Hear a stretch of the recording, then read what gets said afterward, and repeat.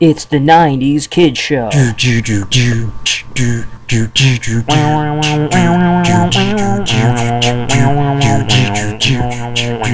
Welcome to the 90s. Hey, what's up? This is another episode of the 90s Kid Show, and this is a look back at 1994, 20 years ago. So, events and things that happened in pop culture and in the news 20 years ago this month. So we take a look at January 1994.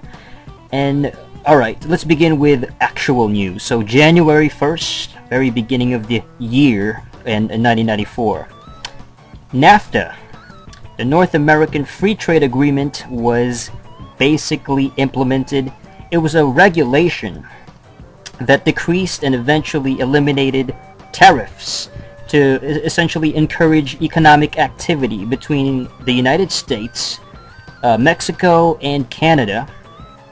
And NAFTA is ultimately given credit for making it easier for Americans to purchase Canadian and Mexican goods, increasing workers' wages slightly in all three countries, increasing manufacturing and other jobs for American workers, and increasing trade between the three countries from $337 billion in 1993 to $1.1 trillion in 2011.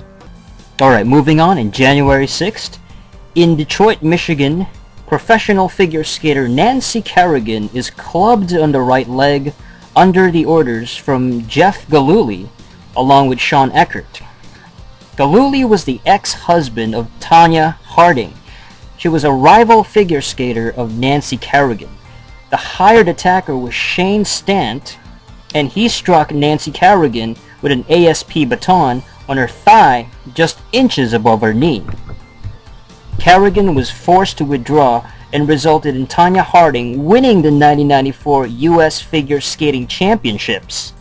The infamous event drew many viewers, media coverage, and international attention to Olympic figure skating. During 1994, Tonya Harding was ultimately blackballed from competitive figure skating, stripped from her U.S. championship. Her ex-husband, a getaway driver, and the hired attacker Shane Stant served time in prison. Let's also take a look at films in 1994. Really not much to talk about. A bunch of movies were released, but one thing noteworthy is on January 12, 1994, House Party 3 came out. The third House Party in the House Party series. Well, the movie itself was a box office bomb and a critical failure, but it is notable for being the film debut of Chris Tucker. Alright, taking a look at video games in 1994. January 12, 1994, this game called Siberia was released on the MS-DOS. It was basically a sci-fi action-adventure video game.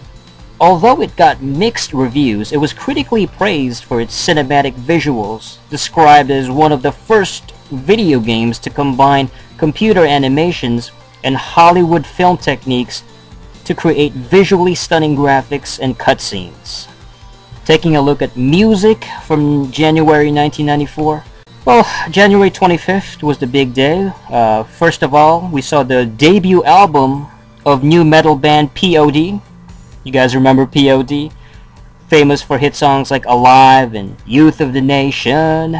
Their debut album Snuff the Punk was released. The band later became a crossover mainstream success, and the album itself, Snuff the Punk, has become a collectible item for their fans.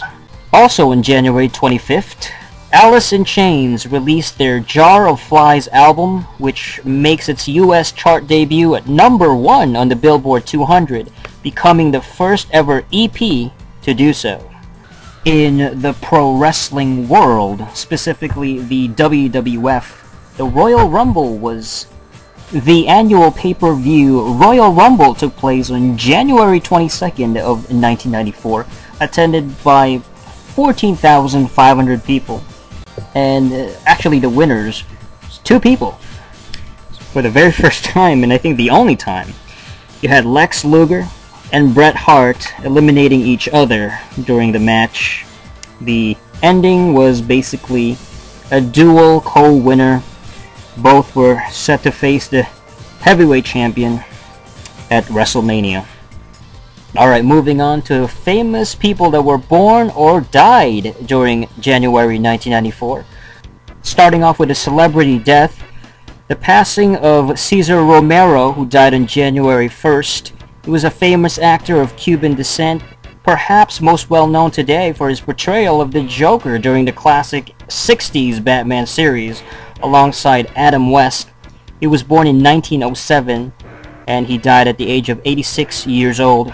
In his younger years, during the 30s and 50s, he played the Latin lover character in his films. A famous birth would be Kai, who was born on January 14. He's a member of the boy band EXO or EXO, and it's a South Korean Chinese boy band. He's a member specifically of EXO-K, and he performs vocals and rap in their songs. Alright, so that's January 94, stuff that happened 20 years ago from today, and stay tuned next time, next month, we'll recap more of 1994. This is the 90s Kid Show. Thanks for watching.